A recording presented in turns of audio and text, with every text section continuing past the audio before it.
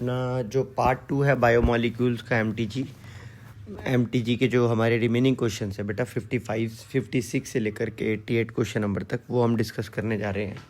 तो बेटा देखो हमसे क्या कह रहा है, सबसे पहले बेटा हमसे कह रहा है यहाँ पर कि define and proteins and classify them on the basis of their shape. तो बेटा देखो हमने प्रोटीन्स को जो है, प्रोटीन्स होते क्या हैं, तो बेटा हमें पता है प्रोटीन्स जो होते हैं वो कहीं ना कहीं पॉलीपेप्टाइड्स होते हैं। राइट, प्रोटीन्स जो होते हैं वो पॉलीपेप्टाइड्स होते हैं, बहुत सारे अमीनो एसिड्स के जॉइन होने पर बनते हैं। पॉलीमर ऑफ अमीनो एसिड्स होते हैं, याद रखना, पॉलीमर ऑफ अमीनो एसिड्स होते हैं, नंबर 1। और बेटा उन्हें क्लासीफाई अगर हमें करना है तो बेटा प्रोटीन्स को हमने 2 कैटेगरी में क्लासीफाई किया है। Number 1 is fibrous protein, number 1 is fibrous proteins. And बेटा नंबर 2 अगर हम बात करें प्रोटीन्स की तो याद रखना बच्चों, नंबर 2 क्या आएगा आपका, ग्लोब्यूलर प्रोटीन्स। ये आपने याद रखना है, ग्लोब्यूलर प्रोटीन्स। बेटा 2 टाइप के प्रोटीन्स होते हैं, आपने याद रखना है। Number 1 is fibrous proteins, number 2 is globular protein. बेटा आपको पता ही है कि जो आपके फाइब्रस प्रोटीन है, यहाँ पर जो पॉलीपेप्टाइड चेन्स हैं, यहाँ बेटा आपकी जो पॉलीपेप्टाइड चेन्स हैं वो पैरेलल रन करती हैं। राइट, और दूसरा बेटा वो आपस में हाइड्रोजन बॉन्ड्स और डाइसल्फाइड बॉन्ड्स के थ्रू जॉइंट होती हैं। और बेटा अगर हम बात करें ग्लोबुलर प्रोटीन का, तो ग्लोबुलर प्रोटीन में आप याद रखना पॉलीपेप्टाइड चेन्स जो होती हैं बेटा, वो पॉलीपेप्टाइड चेन्स कहीं ना कहीं कॉइल्ड हो जाती हैं। राइट, वो पॉलीपेप्टाइड चेन्स कहीं ना कहीं क्या हो जाती है बेटा, कॉइल हो जाती हैं, coil around. Right, coil around two give, बेटा वो कॉइल अराउंड होने पर टू गिव, ये हमें बेटा देती हैं to give 3D spherical shape, 3D spherical shape, ये हमें याद रखना है। आई होप यहाँ तक सारी बातें समझ आ गई होंगी। बेटा अगर बात आती है फाइब्रस प्रोटीन की, तो फाइब्रस प्रोटीन के एग्जाम्पल हमने याद करे थे बच्चों, याद होगा आपको। फाइब्रस में हमारा एग्जाम्पल आ जाता है केराटिन है, मायोसिन है। राइट, ये हमारे फाइब्रस प्रोटीन के एग्जाम्पल हैं। अगर हम बात करें केराटिन मायोसिन के बाद हमारे ग्लोबुलर प्रोटीन का, तो बेटा ग्लोबुलर प्रोटीन के जो हमारे एग्जाम्पल रहेंगे that is insulin, albumin, insulin and albumin.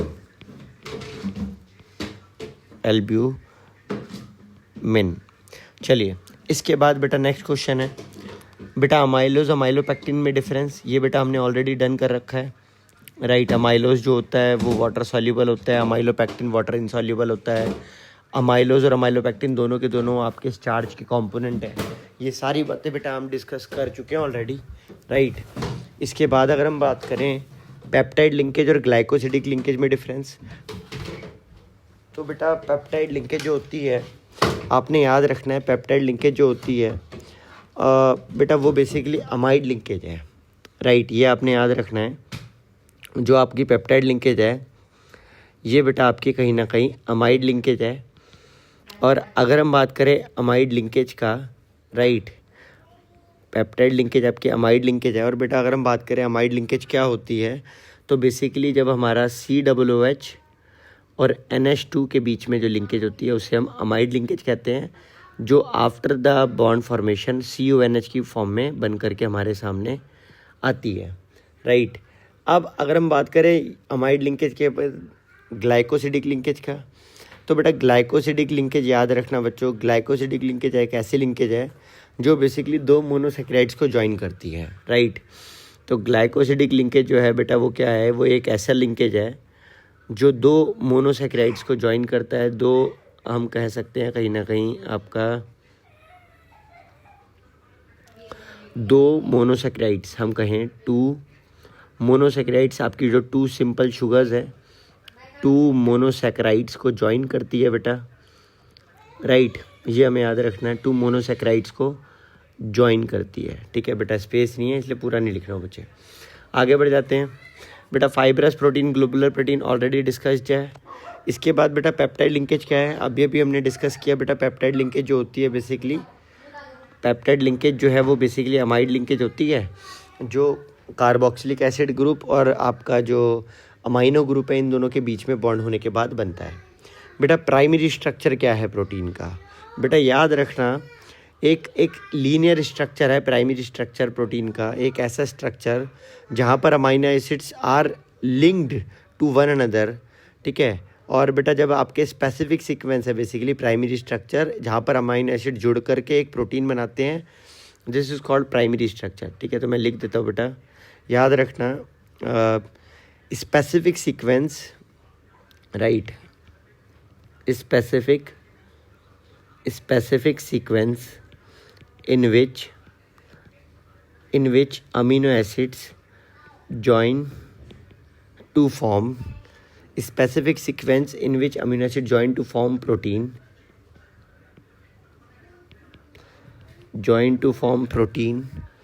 right, join to form protein is called primary structure of protein. Join to form protein is called primary structure of protein, right. I hope ये आपको समझ आ गया होगा बच्चों।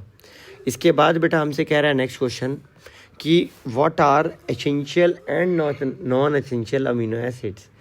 Basically essential और non essential amino acids कौन कौन से हैं और क्या हैं। देखो बेटा, जो अमीनो एसिड्स हमारी बॉडी में सिंथेसाइज नहीं होते, जिन्हें हमें बाहर से लेना होता है, they are called essential amino acids.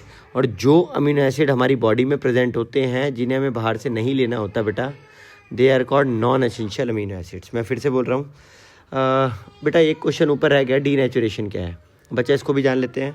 ध्यान से सुनना बेटा प्रोटीन की बायोलॉजिकल एक्टिविटी का लॉस हो जाना, राइट। और किस वजह से बेटा, वजह हो सकती है कि उसका हमने पीएच चेंज किया, टेम्परेचर चेंज किया, कोई भी वजह हो सकती है, राइट। तो बेटा इस चीज़ को बेसिकली हम कहते हैं आपका डीनेचुरेशन ऑफ प्रोटीन, राइट। तो ये आपने याद रखना है, this is called denaturation of protein. तो बेटा आप ज़रा ध्यान से देखना, मैं यहाँ पर लिख देता हूँ इसको। देखो क्या है बेटा, denaturation, loss of biological activity of protein,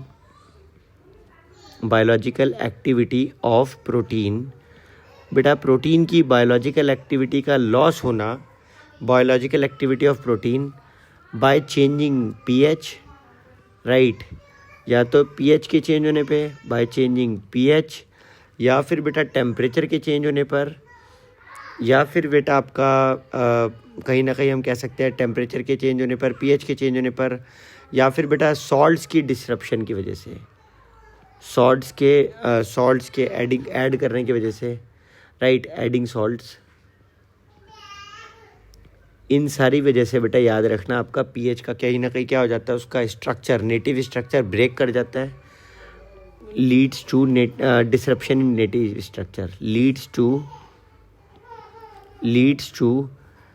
disruption in native structure of protein, disruption in native structure of protein. तो बेटा आप देखोगे इन सारी वजहों से कहीं ना कहीं जो प्रोटीन का नेटिव स्ट्रक्चर होता है वो डिसरप्ट कर जाता है, this is called denaturation, right. अगर ये समझ आ गया बच्चों, इसके बाद आगे बढ़ते हैं। डीनेचुरेशन में बेसिकली अगर हम इसे एकदम जनरलाइज तरीके से कहें तो यही है कि टर्शियरी या क्वाटरनरी स्ट्रक्चर ऑफ प्रोटीन का ब्रेक होकर के आपका एक्चुअली में प्राइमरी या सेकेंडरी फॉर्म में आना, बस, दैट इज़ कॉल्ड डीनेचुरेशन। आगे बेटा एसेंशियल अमीनो एसिड्स, मैंने आपसे अभी बताया एसेंशियल अमीनो एसिड्स, जो बेटा ये हम ऑलरेडी डिस्कस कर चुके हैं, जो हमारी बॉडी में सिंथेसाइज नहीं होते, right, and they must be taken from outside source, are called essential amino acids, right. Non essential amino acids जो बेटा हमारी बॉडी में बेसिकली बन जाते हैं, बाय प्रोडक्ट्स की फॉर्म में सिंथेसाइज हो जाते हैं हमारी बॉडी में, they are called non essential amino acids. एक एग्जांपल ले लो बच्चों। एसेंशियल अमीनो एसिड्स की बात करें तो बेटा याद कर लो वैलिन को, राइट, ये आपको याद रहना चाहिए। और अगर हम बात करें नॉन एसेंशियल अमीनो एसिड्स को तो एलेनाइन, ये आपका नॉन एसेंशियल अमीनो एसिड है। आगे बढ़ते हैं बेटा, एक हमारे को केस बेस्ड क्वेश्चन दिया हुआ है और लास्ट में जाके एक स्टेटमेंट लिखा है, what are amino acids. Amino acids क्या हैं। तो बेटा याद रखना, अमीनो एसिड्स बेसिकली एक स्ट्रक्चर्स है ना। हमें पता है बेटा अमीनो एसिड एक स्ट्रक्चर्स हैं जिनके अंदर अमाइनो और कार्बोक्सिल ये दोनों स्ट्रक्चर प्रेजेंट रहते हैं, उन्हीं को बेसिकली हम अमीनो एसिड्स कहते हैं।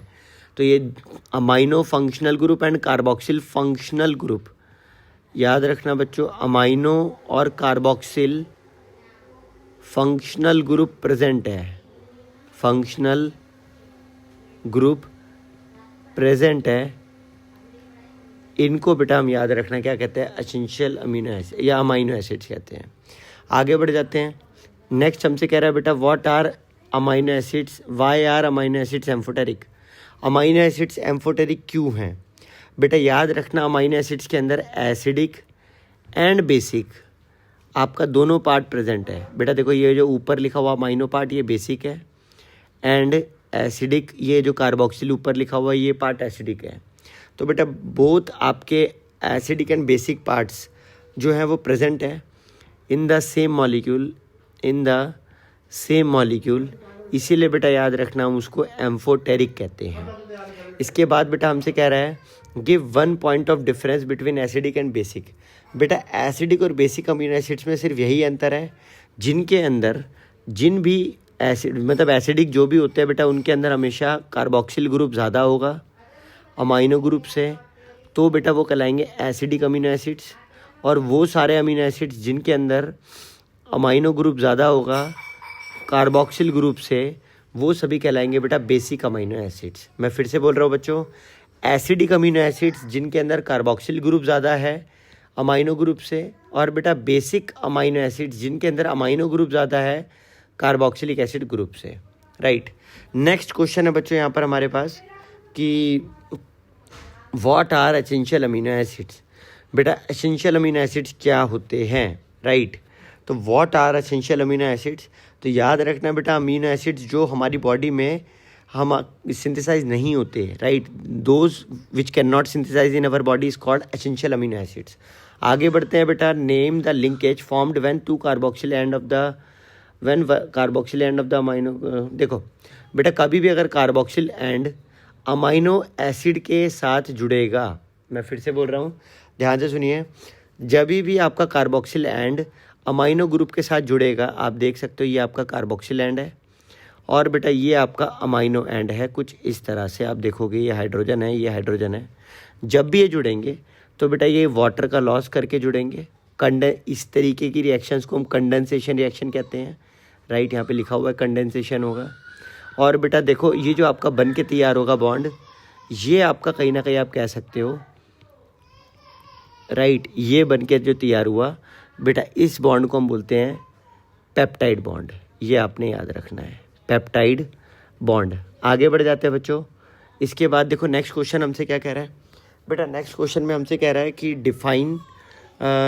डिफाइन करना हमारे को, डिफाइन द, क्या लिखा हुआ है देखो, define the following enzymes. Enzymes को डिफाइन करना है बेटा। याद रखना एंजाइम्स क्या होते हैं, देखो बेटा एंजाइम्स बेसिकली एक प्रोटीन से ही बने हुए स्ट्रक्चर्स हैं, राइट, जो बेसिकली क्या करते हैं, जो हमारी बॉडी में एज अ बायो कैटलिस्ट का काम करते हैं, राइट। तो ये हमारी बॉडी में रिएक्शंस को कैटलाइज कराते हैं, राइट, तो ये हमें याद रखना है। तो देखो बेटा most of the chemical reactions, right, हमारी बॉडी के अंदर वो स्लो चलती हैं, तो एंजाइम्स बेसिकली उनको क्या करते हैं, उनको फास्ट अप कर देते हैं, स्पीड अप कर देते हैं। तो enzymes are biocatalyst, enzymes are biocatalyst, right, they catalyse the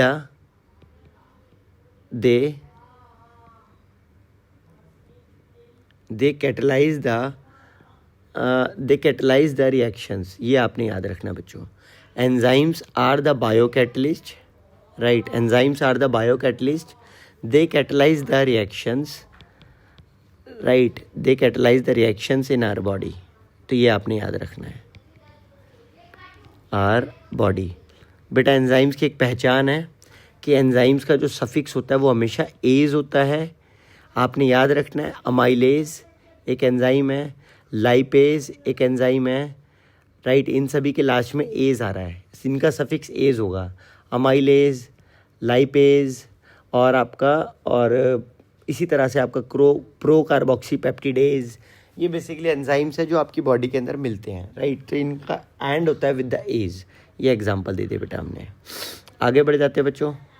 इसके बाद हमसे कह रहा है why vitamin C can not be stored in our body. बेटा vitamin C is water soluble, right. एक बार आप ना छोटी सी बात जान लो। देखो बेटा, ये होता है आपका कीड़ा। कीड़ा का मतलब होता है ये वो विटामिन है जो फैट सॉल्यूबल है, राइट। ये फैट सॉल्यूबल विटामिन्स है, फैट सॉल्यूबल विटामिन्स हैं।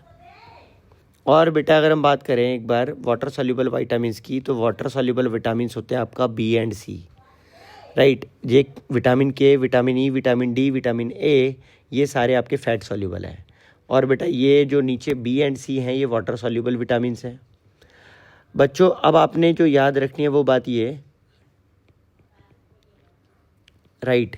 आपसे जो पूछा जा रहा है कि एक्चुअली में विटामिन सी हमारी बॉडी में क्यों स्टोर नहीं होता है, तो बेटा इसका रीज़न आपके सामने है। विटामिन सी जो है बेटा वो कहीं ना कहीं वाटर सॉल्यूबल होता है, और बेटा क्योंकि ये वाटर सॉल्यूबल होता है तो हमारा वाटर सॉल्यूबल होता है, जिसकी वजह से क्या होता है बेटा, ये हमारी बॉडी से एक्सक्रीट आउट हो जाता है वाया यूरिन।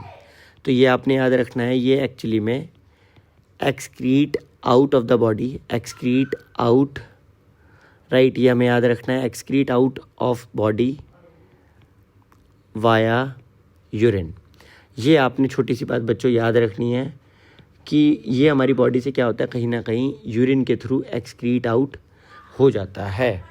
आगे बेटा नेक्स्ट क्वेश्चन हमसे कह रहा है name the vitamin whose deficiency cause bone deformities.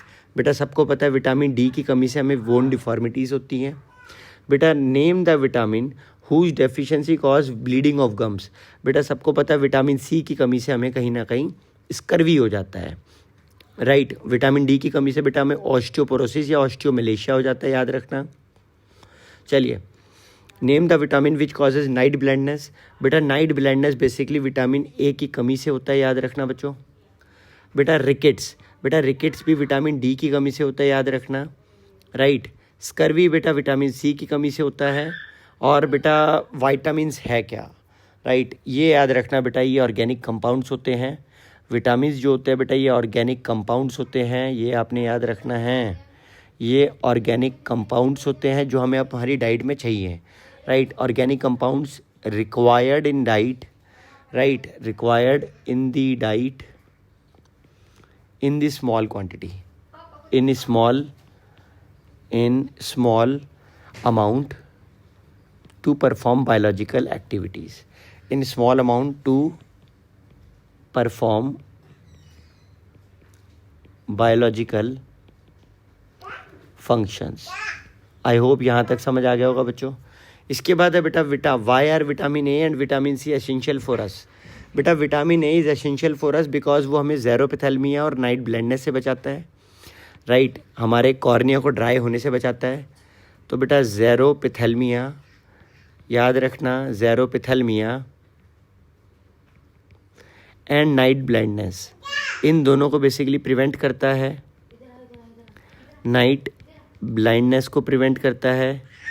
और बेटा अगर हम बात करें विटामिन सी की, तो बच्चों याद रखना विटामिन सी जो होता है बेसिकली ये हमारी बॉडी में स्कर्वी को प्रिवेंट करता है, स्कर्वी को प्रिवेंट करता है, राइट। अगर आपको यहाँ तक सारी बातें डन है, इसके बाद बेटा हम आगे बढ़ जाते हैं। हमसे क्या कह रहा है define vitamins and classify them on their solubility. बेटा विटामिन्स क्या होता है, अभी हमने पढ़ा, ऑर्गेनिक मॉलिक्यूल जो डाइट के अंदर चाहिए बायोलॉजिकल फंक्शंस को परफॉर्म करने के लिए, ये हमने अभी पढ़ा यहाँ पर। और बेटा टाइप को हमने इन्हें डिवाइड करा है। हाँ बेटा हमने इन्हें इनकी सॉल्युबिलिटी के बेस पर वाटर सॉल्यूबल हैं या फैट सॉल्यूबल हैं, इस बेस पर हमने इन्हें क्लासीफाई किया है। आप जानते ही हो वाटर सॉल्यूबल में आपका बी एंड सी, और फैट सॉल्यूबल विटामिन्स के अंदर बेटा आपका कीड़ा। तो ये आपने याद रखना है। आपका आ जाएगा A, vitamin D, vitamin E and vitamin K. आगे बढ़ जाते हैं बच्चों। नेक्स्ट क्वेश्चन हमसे कह रहा है what are the products of hydrolysis of maltose. बेटा जब हम हाइड्रोलाइसिस करते हैं माल्टोज का तो हमें क्या मिलता है, याद रखना हाइड्रोलाइसिस ऑफ माल्टोज से बेटा हमें 2 ग्लूकोज की यूनिट्स मिलती हैं, right, 2 glucose units we will get, right. Next बच्चे हमसे बोल रहा है what type of bonding provides stability to alpha structure of protein. बेटा जो प्रोटीन का स्ट्रक्चर होता है उसे basically what type of bonding provide alpha structure, बेटा basically alpha structure of protein जो होता है उसके अंदर कौन सी बॉन्डिंग होती है आपसे पूछा जा रहा है।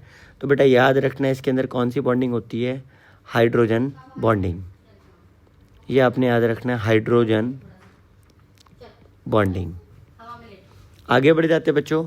इसके बाद बेटा हमसे कह रहा है कि name the vitamin whose deficiency cause pernicious anaemia. बेटा याद रखना विटामिन B12 की जो कमी होती है, विटामिन B12 की डेफिशिएंसी से हमें बेसिकली पेरिनीशियस एनीमिया होता है। आगे बढ़ते हैं बच्चों। इसके बाद कह रहा है बेटा what are vitamins, how are vitamins classified. तो बेटा विटामिन्स क्लासिफाइड है फैट सॉल्युबल और वाटर सॉल्युबल में। बेटा बोल रहा है name the vitamin responsible for coagulation of blood. बेटा विटामिन जो ब्लड की कोगुलेशन करता है दैट इज़ विटामिन के। बेटा विटामिन के जो होता है ये आपका याद रखना, ये ब्लड की कोगुलेशन के लिए रिस्पॉन्सिबल है, ये आपके ब्लड को कोगुलेट करने में हेल्प करता है। आगे बढ़ जाते हैं बच्चों। Name the backbone of the DNA and RNA molecule consisting of heterocyclic pentose sugar and phosphate group.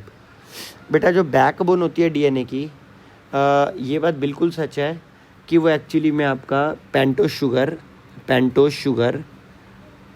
देखो बेटा एक बात जान लो जल्दी से, क्या कह रहा है हमसे बेटा ज़रा देखना।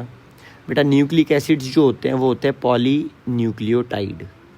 न्यूक्लिक एसिड्स होते हैं बच्चों पॉलीन्यूक्लियोटाइड, और पॉलीन्यूक्लियोटाइड जो होते हैं बेटा वो बेसिकली आपका नाइट्रोजनस बेस प्लस शुगर और बेटा प्लस आपका फॉस्फेट ग्रुप से बन करके तैयार होते हैं, राइट। बेटा अगर बात आती है नाइट्रोजनस बेस की तो वो भी आप याद रखना, प्यूरिन्स है और पायरीमिडीन्स है। प्यूरिन्स हैं बच्चों और पायरीमिडीन्स है, ये आपके नाइट्रोजनस बेसिस हैं, ये आपने याद रखना है। बेटा शुगर की बात आती है तो वो भी आप याद रखना, आपकी शुगर भी जो होती है वो आपकी राइबोज शुगर है या डीऑक्सीराइबोज शुगर होती है। प्यूरिन्स की बात अगर हम करें तो बेटा एडेनिन होता है, ग्वानिन होता है, और बेटा पायरीमिडीन्स की बात करें तो साइटोसिन, थाइमिन और यूरेसिल होता है, ये आपने याद रखना है, राइट।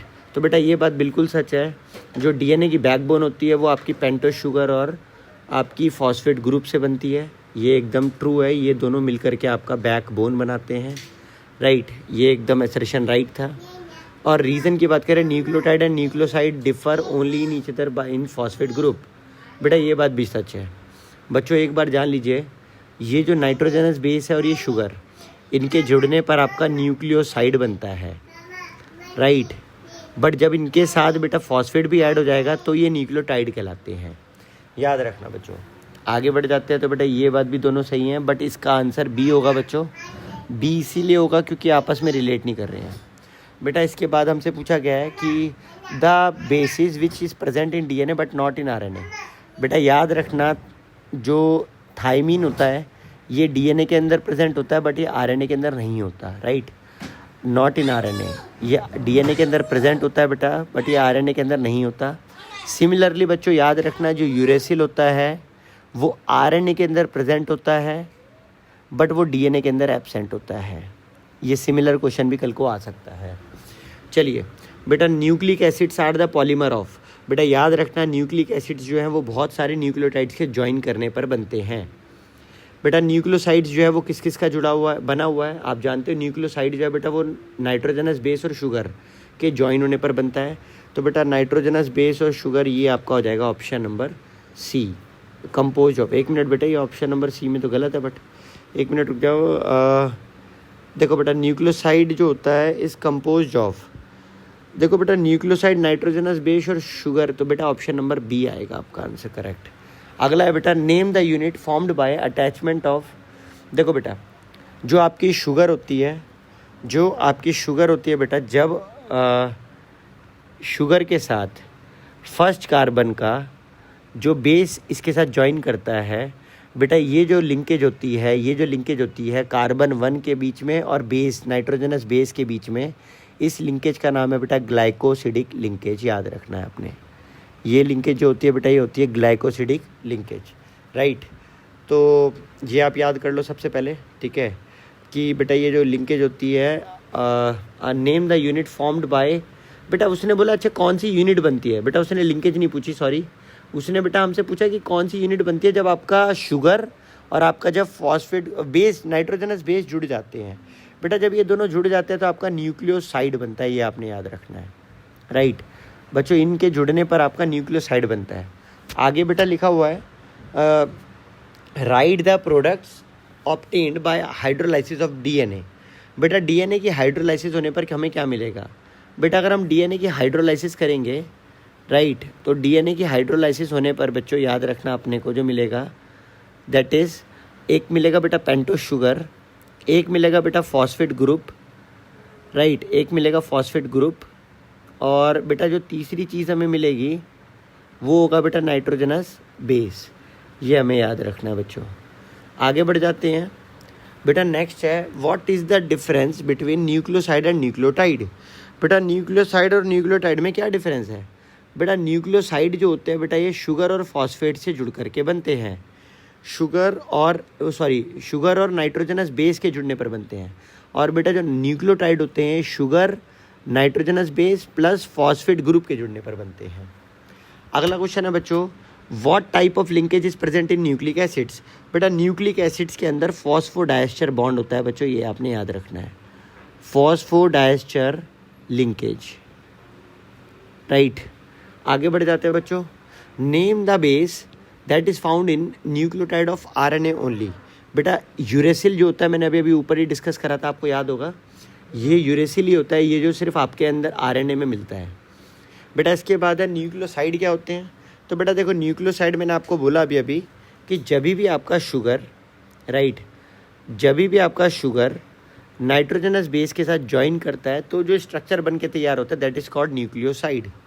बच्चों इसके बाद नेक्स्ट डिफरेंस हमसे पूछा गया है कि what are the differences between DNA and RNA. बेटा डीएनए और आरएनए में क्या अंतर है, बेटा डीएनए जो होता है वो डबल हेलिकल स्ट्रक्चर होता है, right, DNA double standard structure होता है, डबल हेलिकल स्ट्रक्चर होता है, आरएनए बेटा सिंगल हेलिकल स्ट्रक्चर होता है, ये आपने याद रखना है, या आप इसे सिंगल स्टैंडर्ड स्ट्रक्चर कह सकते हो, single standard structure, right. DNA जो होता है बेटा वो एक्चुअली में हमारी इन्फॉर्मेशन को स्टोर करता है, राइट, ये जेनेटिक मटेरियल है, इन्फॉर्मेशन को स्टोर करता है, राइट। आरएनए जो है बेटा वो कहीं ना कहीं प्रोटीन की सिंथेसिस के लिए रिस्पॉन्सिबल है, प्रोटीन की सिंथेसिस के लिए रिस्पॉन्सिबल है, ये बेटा इन्फॉर्मेशन को स्टोर के लिए रिस्पॉन्सिबल है, ये आपने याद रखना है, राइट। आई होप यहाँ तक अगर आपको समझ आ गया हो तो आगे बढ़ जाते हैं बेटा।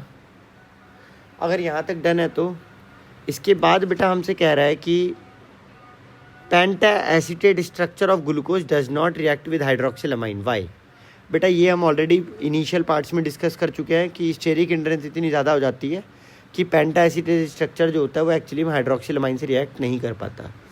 Amino acid behave like a salt. बेटा अमाइनो एसिड जो होते हैं बेटा इसका जो रीज़न आएगा ना ज़्यादा अप्रोप्रिएट, इसका अप्रोप्रिएट रीज़न आएगा क्योंकि उसके बाद फ्री एल्डिहाइड नहीं रहता, याद रखना, due to absence of free aldehyde. फिर से बोल रहा हूँ बच्चों, due to absence of free aldehyde group, बेटा इस वजह से एक्चुअली में। इसके बाद है बेटा amino acid behave like a salt. ये बेटा हमारे को पता ही है कि अमीनो एसिड जो है behave like a salt because उसमें एसिडिक और बेसिक दोनों पार्ट प्रेजेंट होते हैं, इसीलिए वो एम्फोटेरिक बिहेवियर शो करते हैं। Water soluble must be vitamin taken regularly. हाँ बेटा वाटर सॉल्युबल विटामिन आपकी बॉडी से एक्सक्रीट हो जाते हैं इन द यूरिन, तो बेटा क्योंकि वो एक्सक्रीट हो जाते हैं इन द यूरिन तो इसीलिए बेटा ये हमारे को अपनी बॉडी में एक्सक्रीट हो जाते हैं इन द यूरिन, इसीलिए बेटा ये हमारी बॉडी में हमारे को चाहिए होते हैं। Name the 2 strands of DNA complementary to each other. बेटा डीएनए के 2 स्ट्रैंड जो आपस में एक दूसरे के कॉम्प्लीमेंट्री होते हैं, ये क्यों होते हैं, राइट। तो बेटा इसका रीज़न आएगा बेटा डीएनए के जो 2 स्ट्रैंड्स होते हैं उनके बीच में हाइड्रोजन बॉन्डिंग होती है, बेटा उनके अंदर हाइड्रोजन बॉन्डिंग होती है। याद रखना बच्चों, एडेनिन हमेशा थाइमिन के साथ 2 हाइड्रोजन बॉन्ड के थ्रू और गुआनिन हमेशा साइटोसिन के साथ 3 हाइड्रोजन बॉन्ड के थ्रू ज्वाइन करता है, राइट। ये हमें याद रखना है बेटा, इनके बीच में बेसिकली ये हाइड्रोजन बॉन्डिंग होती है। आगे बढ़ जाते हैं बच्चों, क्या कह रहा है हमसे, बेटा हमसे कह रहा है कि fibrous protein and globular protein में डिफरेंस क्या है। बेटा वो हम ऑलरेडी डिस्कस कर चुके हैं, तो इन्वर्ट शुगर बेटा हमारी सुक्रोज होती है, ये भी हम डिस्कस कर चुके हैं अपने पार्ट 1 में, राइट। मेरे को अब लग रहा है ऑलमोस्ट हमने सब कुछ डिस्कस कर लिया है। एक बार बस ये 87 पार्ट देख लो बेटा क्या कह रहा है। देखो बच्चों याद रखना है 2,4 DNP टेस्ट से कार्बोनिल ग्रुप का टेस्ट होता है। जब आप ग्लूकोज इसमें ऐड करोगे तो ये बेसिकली ऑरेंज कलर देना चाहिए, बट एक्चुअली में होता ये है बेटा जब ग्लूकोज अपनी साइक्लिक फॉर्म में होता है, राइट, और बेटा साइक्लिक फॉर्म में होने की वजह से उसके पास CO ग्रुप नहीं होता, राइट। ग्लूकोज के पास साइक्लिक फॉर्म में ग्लूकोज के पास एक्चुअली में जब ग्लूकोज साइक्लिक फॉर्म में होता है तो उसके पास CO ग्रुप नहीं अवेलेबल होता, जिसकी वजह से अगर आप उसके अंदर 2,4 DNP डालोगे, डालने के बावजूद भी वो आपको ऑरेंज कलर नहीं देता, वो ऑरेंज कलर नहीं देता है, राइट, ऑरेंज कलर फॉर्म नहीं करता है। तो बेसिकली ये टेस्ट नेगेटिव आता है। आई होप बेटा, और अमाइलोज, अमाइलोपेक्टिन, न्यूक्लियोटाइड और ग्लोबुलर ये सब हम डिस्कस कर चुके हैं। तो बच्चों आई होप ये वीडियो आपके लिए हेल्पफुल रहा होगा, राइट। अब मिलते हैं बेटा नेक्स्ट वीडियो में। बाय बाय प्यारे बच्चों।